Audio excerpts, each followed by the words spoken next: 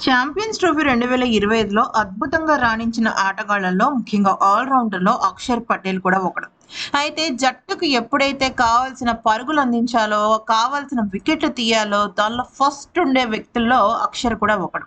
ఒక్క మాటలో చెప్పాలి అంటే అండర్ రేటెడ్ అనే చెప్పొచ్చు. అంటే తగినంత గుర్తింపైతే అక్షర్‌కి రాకపోయినప్పటికీ కూడా తననైతే మాత్రం బీసీసీఐ ఎప్పటికప్పుడు గుర్తిస్తూనే ఉంది. అయితే ఇప్పుడు ఒక్కసారిగా అక్షర్ పటేల్‌కు ఒక సూపర్ డూపర్ బంపర్ ఆఫర్.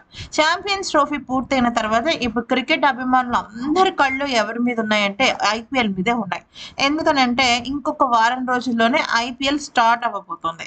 ఈ క్రమంలో అక్షర్ పటేల్‌కు చాలా పెద్ద శుభవార్త అనే చెప్పాలి.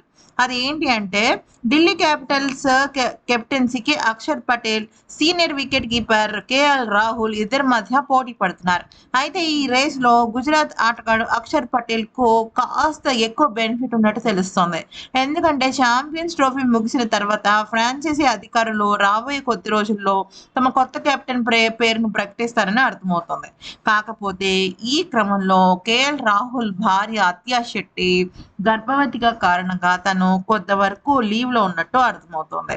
అక్షర్ పటేల్, కేఎల్ రాహుల్, కుల్దీప్ యాదవ్, దక్షిణాఫ్రికాకు చెందిన ట్రిసబ్ స్టంప్స్, ఆస్ట్రేలియా ఆటగాడు జెక్ ఫ్రేజర్ మెక్గార్క్, మిచెల్ స్టార్క్ 17, 18 తేదీల్లో విశాఖపట్నంలో సమావేశమవుతారు.